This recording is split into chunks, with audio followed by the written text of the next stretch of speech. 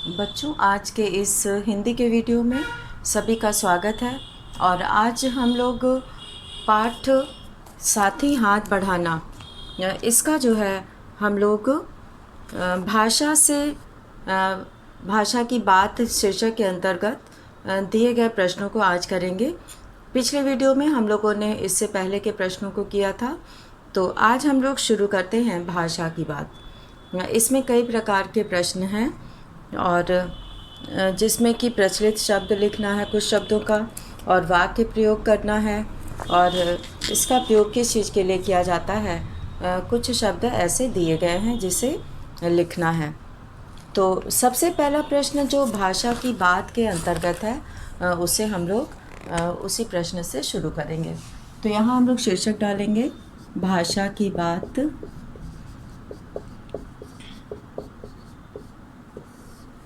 भाषा की बात में सबसे पहले हम लोग यहाँ पर लिखेंगे, हाथ और हस्त एक ही शब्द के दो रूप हैं। नीचे दिए गए शब्दों में हस्त और हाथ छिपे हैं। शब्दों को पढ़कर बताओ कि हाथों का इनमें क्या काम है। तो हाथ और हस्त इन दोनों के प्रयोग से यहाँ पर बनाए गए कुछ शब्द दिए गए हैं। तो इनका बताना है कि क्या काम है। तो सबसे पहले यहाँ हाथ घड़ी दिया हुआ है। हाथ घड़ी हाथ की कलाई पर पहनी जाती है। हथौड़ा है, तो इसे हम लोग यहाँ पर लिखेंगे कि इससे क्या काम होता है। तो सबसे पहले हम लोग यहाँ पर लिखेंगे उत्तर एक में पहला है हाथ घड़ी। तो हाथ घड़ी का काम क्या होता है? हाथ घड़ी का काम होता है, हाथ घड़ी हाथ की कलाई पर पहनी जाती है। हाथ घड़ी हाथ की कलाई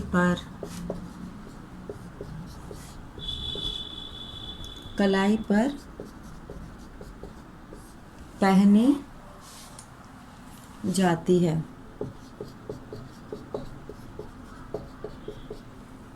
और दूसरा शब्द यहाँ पर दिया हुआ है, दूसरा शब्द है हथौड़ा।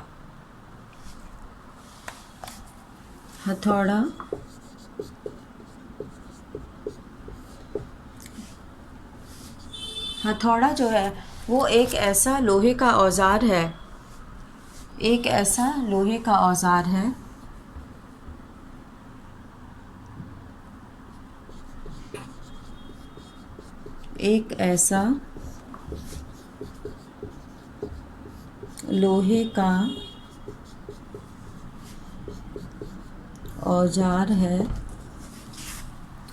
हथौड़ा एक ऐसा लोहे का औजार है जिसे हाथ से पकड़कर चलाया जाता है।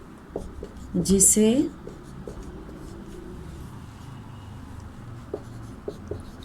हाथ से पकड़कर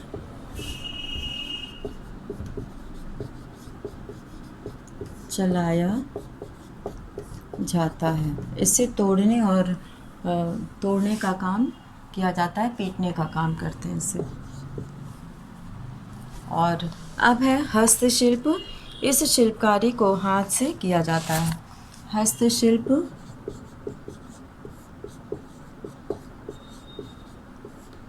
इस शिल्पकारी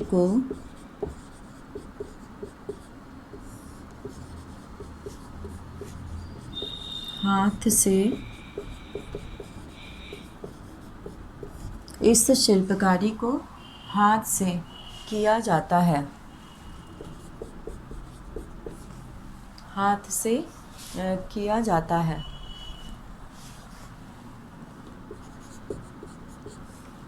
और अब अगला शब्द यहाँ पे दिया हुआ है हस्तक्षेप।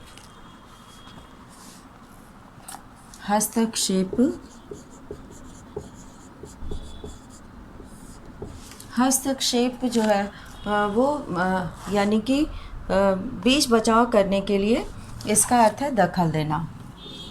बीच बचाव करने के लिए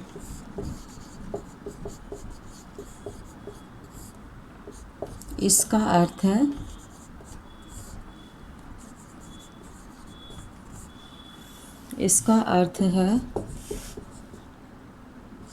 दखल देना। जैसे कि कोई झगड़ा हो रहा है तो उसके बीच में जाकर उनको शांत करना, झगड़ा शांत करना, तो इस तरह से हस्तक्षेप करना।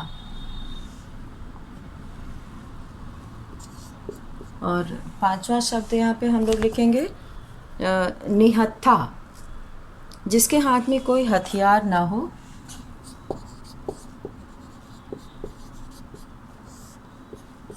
जिसके हाथ में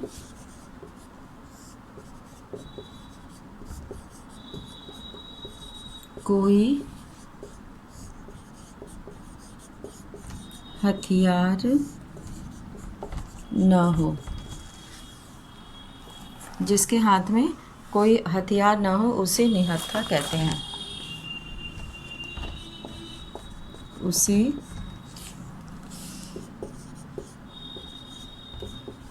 निहत्था कहते हैं। जिसके हाथ में कोई औजार ना हो, कोई हथियार ना हो, उसे निहत्था कहते हैं, जिसके हाथ में कुछ ना हो। और अब अगला शब्द है यहाँ पर हथकंडा। हथकंडा कहते हैं कि किसी कार्य को पूरा करने के लिए अनुचित तरीका अपनाना। हथकंडा। तो यहाँ पर हथकंडा का अर्थ है किसी कार्य को पूरा करने के लिए, किसी कार्य को पूरा करने के लिए, किसी कार्य को पूरा करने के लिए अनुचित तरीका अपनाने को हथकंडा कहते हैं। अनुचित तरीका, अनुचित तरीका अपनाने को हथकंडा कहते हैं।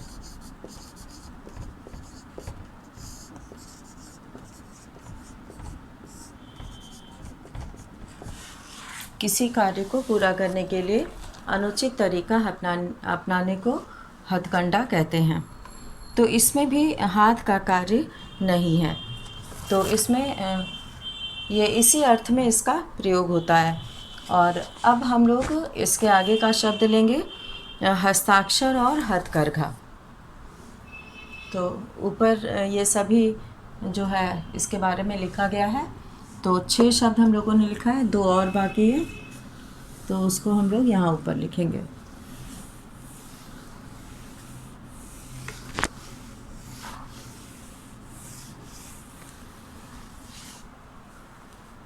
तो इसमें जो है अब हम लोग को लिखना है हस्ताक्षर।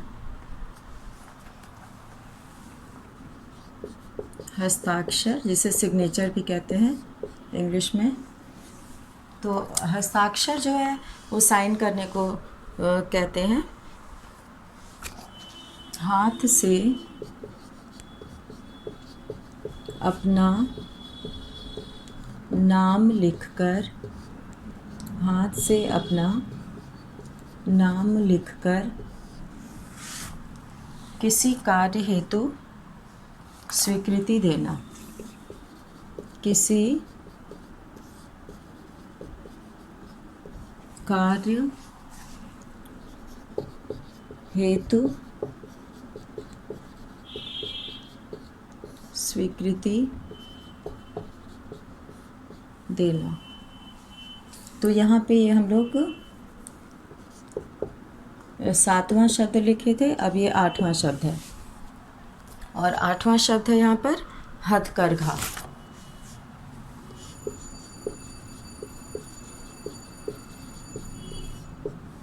तो हथकरघा पे जो है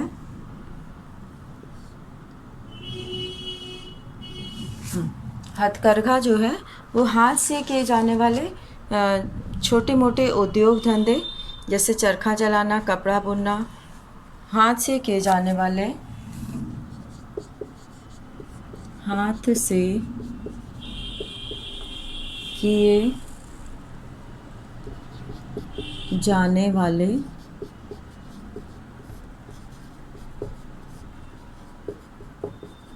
छोटे मोटे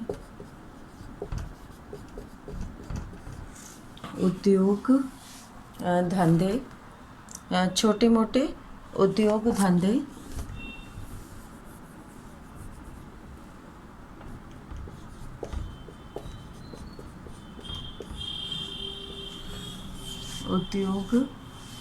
छोटे मोटे उद्योग धंधे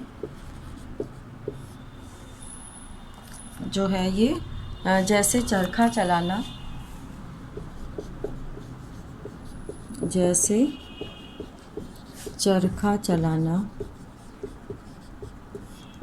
कपड़ा बुनना आदि।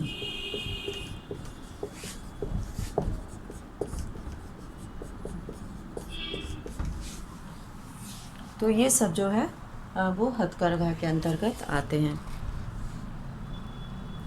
अब हम लोग यहाँ पर अगला प्रश्न करेंगे, और अगले प्रश्न में यहाँ पर दिया हुआ है कि इस गीत में पर्वत, शीश, रास्ता, इंसान शब्दों के प्रयोग हुए हैं। इन शब्दों के प्रचलित रूप लिखो। तो यहाँ पे ये जो है इसका प्रचलित रूप लिखना है। तो यहाँ पे उत्तर 2 हम लोग करेंगे। ये उत्तर 1 था और अब यहाँ पर उत्तर 2 हम लोग करेंगे, और इसमें जो है जो शब्द दिया है उसका प्रचलित रूप लिखना है। जैसे पर्वत है तो पहाड़ और पर्वत, पर्वत, पहाड़ और पर्वत। प्रचलित रूप इसका पर्वत ही होगा, पर्वत लिखना है खाली, पर्यायवाची में आ जाएगा पर्वत। ये प्रचलित रूप है। और अब है इसके बाद दूसरा शब्द जो दिया है, शीश, शीश, रास्ता और इंसान।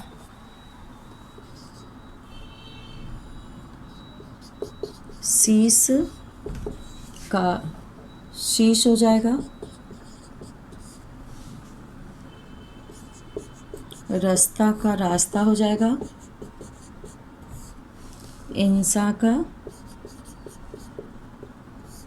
इंसान। तो ये जो है इसका प्रचलित रूप है। ये शब्द दिया गया है और ये प्रचलित रूप है। तो इस तरह से हम लोगों ने यहाँ पर दूसरे प्रश्न के उत्तर को किया। और अब है यहाँ पर तीसरा प्रश्न, और तीसरे प्रश्न में कहा गया है कि कल गैरों की खातिर की, आज अपनी खातिर करना। इस वाक्य को गीतकार इस प्रकार कहना चाहता है कि तुम कल गैरों की खातिर मेहनत की और आज तुम अपनी खातिर करना। इस वाक्य में तुम करता है जो गीत की पंक्ति में छंद बनाए रखने के लिए हटा दिया गया है। उपर्युक्त पंक्ति में रेखांकित शब्द अपनी का प्रयोग कर्ता तुम के लिए हो रहा है, इसलिए यह सर्वनाम है। ऐसे सर्वनाम जो अपने आप के बारे में बताएं निजवाचक सर्वनाम कहलाते हैं। निज का अर्थ अपना होता है। तो यहाँ पर जो प्रश्न है वो है कि निजवाचक सर्वनाम के 3 प्रकार होते हैं जो नीचे दिए गए वाक्यों में रेखांकित हैं। मैं अपने आप या आप घर चली जाऊंगी। बब्बन अपना काम खुद करता है। सुधा ने अपने लिए कुछ नहीं खरीदा। अब तुम भी निजवाचक सर्वनाम से निम्नलिखित रूपों का वाक्यों में प्रयोग करो। तो इस जो तीसरा प्रश्न है, इस तीसरे प्रश्न में जो प्रश्न लिखना है वो ये लिखना है कि निजवाचक सर्वनाम के निम्नलिखित रूपों का वाक्यों में प्रयोग करो। तो यहाँ पर दिए गए सर्वनाम शब्द से वाक्य बनाना है। तो यहाँ पर सबसे पहले जो शब्द दिया हुआ है वो है अपने को। तो यहाँ पर हम लोग तीसरा प्रश्न लिखेंगे भाषा की बात का।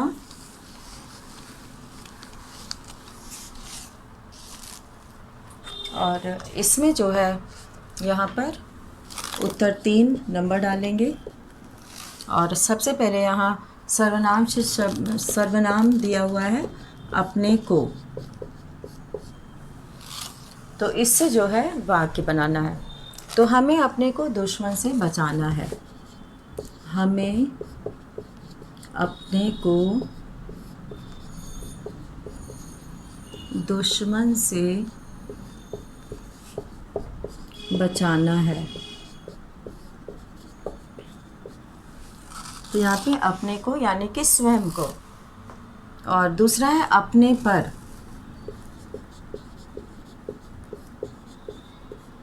अपने पर, मुझे अपने पर भरोसा है। मुझे अपने पर भरोसा है। मुझे अपने पर भरोसा है। अपने से,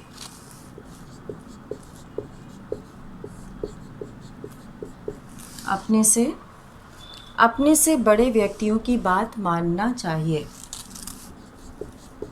अपने से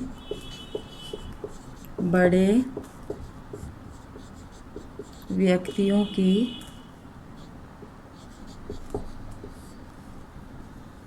अपने से बड़े व्यक्तियों की बात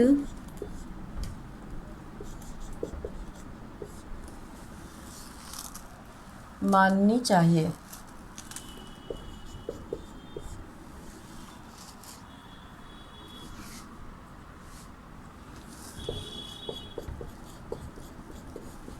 अपने से बड़े व्यक्तियों की बात माननी चाहिए। और अपने लिए, अपने लिए, हमें अपने लिए कुछ वक्त निकालना चाहिए। हमें अपने लिए कुछ वक्त मतलब समय होता है। कुछ वक्त निकालना चाहिए। और अपने लिए के बाद यहाँ पर है अपना। अपना, हमें अपना काम खुद करना चाहिए।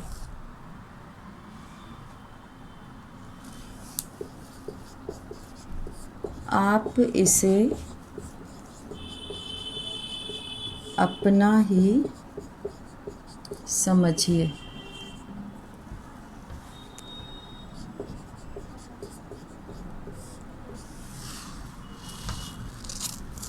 और अब है इसके बाद आपस में झगड़े मत करो। आपस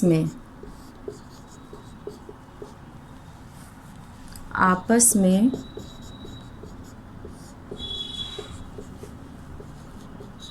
झगड़े मत करो। तो इस तरह से यहाँ पर ये निजवाचक सर्वनाम है और यहाँ पर निजवाचक सर्वनाम से वाक्य बनाना है। और अब हम लोग इसके आगे बढ़ेंगे और इसमें जो है जो अगला प्रश्न दिया है कुछ करने को। यहाँ पर जो प्रश्न दिया है कुछ करने को, तो बातचीत करते समय हमारी बातें हाथ की हरकत से प्रभावशाली होकर दूसरे तक पहुंचती हैं। हाथ की हरकत से या हाथ के इशारे से भी कुछ कहा जा सकता है। तो नीचे लिखे हाथ के इशारे किन अवसरों पर प्रयोग होते हैं लिखो। क्यों पूछते हाथ? तो क्यों पूछते हाथ का प्रयोग हम किसी से प्रश्न करते समय करते हैं। तो यहाँ पर इन सब के बारे में लिखना है कि इनका जो है ये हाथ के इशारे किन अवसरों पर प्रयोग होते हैं। तो इसको हम लोग यहाँ पर करेंगे। ये सभी ने लिख लिया होगा। तो अब चौथा प्रश्न हम लोग यहाँ पे आगे करेंगे कुछ करने को।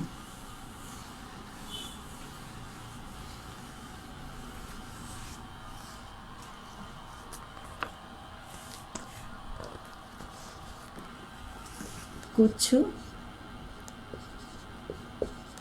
करने को, इस शीर्षक के अंतर्गत एक प्रश्न दिया है, उसका हम लोग उत्तर लिखेंगे। तो इसमें जो है सबसे पहले दिया है क्यों पूछते हाथ। यहाँ पर क्यों पूछते हाथ। अब इसका प्रयोग किस अवसर पर किया जाता है? तो का प्रयोग हम किसी से प्रश्न करते समय करते हैं। का प्रयोग हम किसी से प्रश्न पूछते समय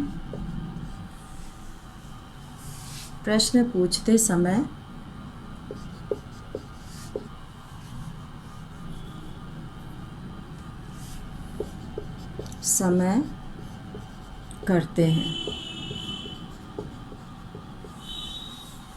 और अब है यहाँ पे दूसरा, मना करते हाथ। मना करते हाथ। तो इसको जो है, इसका प्रयोग कहाँ होता है? किसी की बात को मना करने के लिए किया गया हाथों का प्रयोग। किसी बात के लिए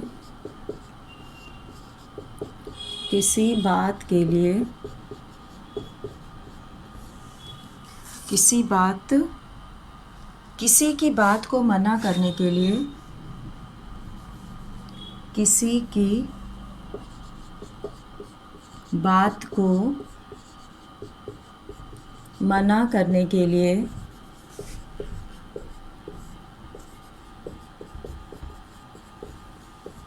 किसी की बात को मना करने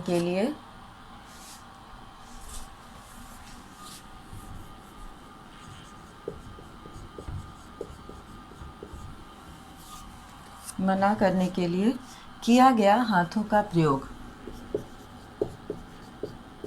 किया गया हाथों का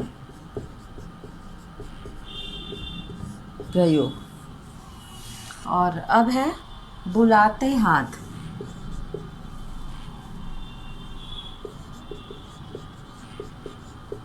बुलाते हाथ। इसका प्रयोग जो है,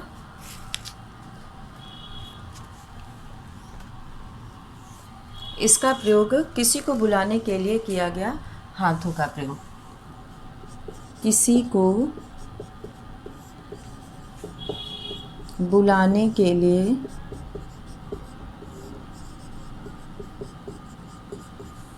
किया गया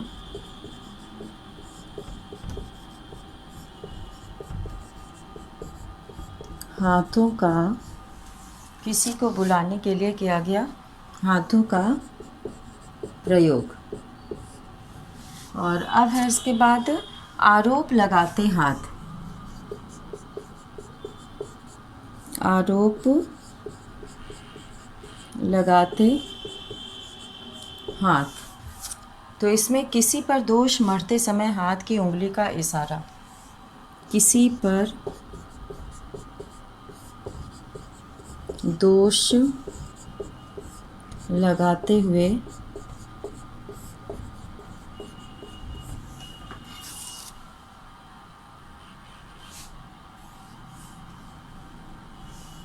हाथ की उंगली का, हाथ की उंगली का इशारा और जोश दिखाते हाथ, जोश दिखाते हाथ। तो यहाँ पर जो है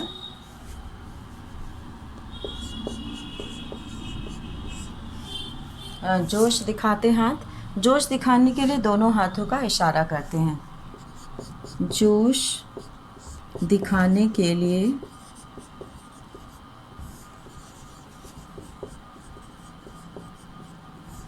जोश दिखाने के लिए दोनों हाथों का इशारा करते हैं।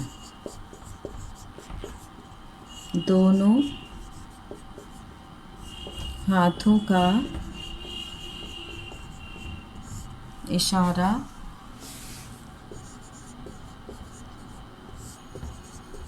करते हैं।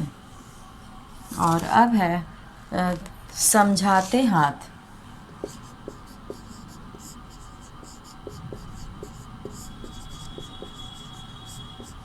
समझाते हाथ, हाथ इसमें हम हाथ के संकेत से समझाते हैं। इसमें हाथ के संकेत से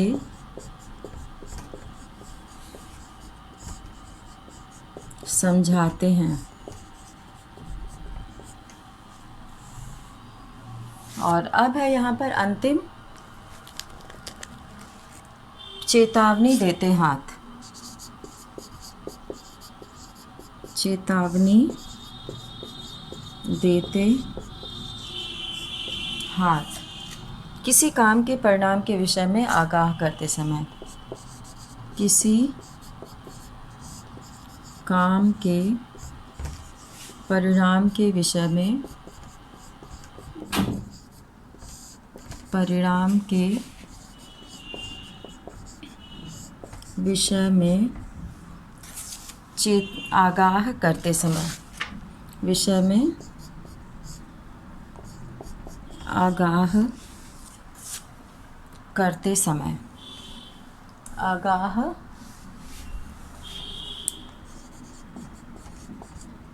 करते समय। तो इसका इशारा किया जाता है।